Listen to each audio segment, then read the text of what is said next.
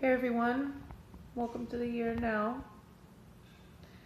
I know I haven't made a video in quite a while and I'm going to try to keep this one kind of short, but as directed by one of my mentors, I kind of put YouTube on the back burner for a while I focused on some of my education. I got 2 certifications to teach mindfulness now, yay! But, as if credentials really, count in whether you know your own being. But in the course of my, studies, one of my projects is gathering some information about the industry that I'm interested in from the people that I intend to serve. My fellow addicts and alcoholics, yay! So, in the course of my research, I've had to talk to a lot of people and get stories, testimonials, details, and I've got to be honest, it's harder than I expected. Not like, I can't take it, but just emotionally I resonate so much with these people.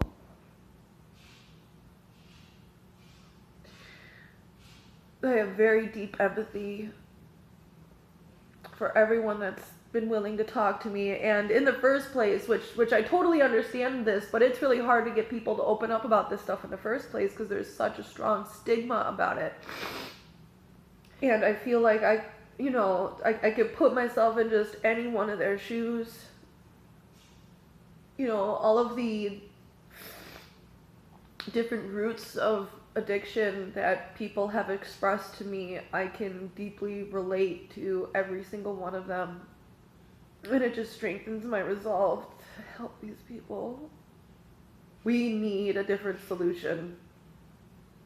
If the systems that were in place were working, we wouldn't be seeing the number of overdose deaths tick up each year. I think it was like 72,000 in America. People died from opiate overdoses alone. And that's honestly, in my opinion, a smaller number because who knows if they're including, people that drug addiction was an indirect cause of their death, right? Like, they had a heart attack or something, but it was really because they mixed a bunch of drugs and, I've got to help these people. Mindfulness has become my entire life. It worked for me, it fixed me, but I'm well aware, that one person's solution is not going to work for everybody. There's all kinds of positive research out there, and granted, not all the research about mindfulness is totally accurate, so I just want to put a little asterisk there and say, take it all with a grain of salt, because there's been all this positive, talk about, how great mindfulness is and how you can apply it to every industry that's out there, but it's still not a cure-all. I got out of heroin addiction right before fentanyl really started saturating the market. I was lucky. And I have this huge fear that they're going to keep synthesizing, these different, coming up with new drugs, and it's just going to be, an even greater problem. There's going to be even more lives lost, more families destroyed, because we are not addressing the disease itself. We're masking the symptoms. Methadone is a great fucking moneymaker. Great.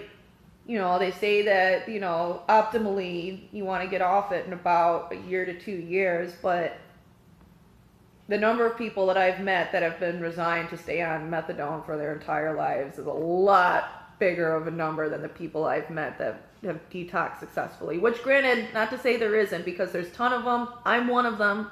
It's not only very difficult to do, like mine took 6 months and I didn't really have to work. And I had a family that was taking care of me because for those last 3 months there, all I did was like roll around in bed in a big fucking sweat puddle because I couldn't do anything else other than face the withdrawals head on. My cats helped. They're the only ones that I would allow to see me because I wouldn't shower for like 5 days at a time sometimes because I'd just be in so much fucking pain. And the worst thing about it is everyone says be careful who you trust, right? What happens when you can't trust your own goddamn self? I want to give that back to people. God, I'm sweating. I know there's something to this mindfulness stuff. I was so far gone. You know, I wanted to die. I didn't like have this like desperation to die. I was just like, I don't fucking care.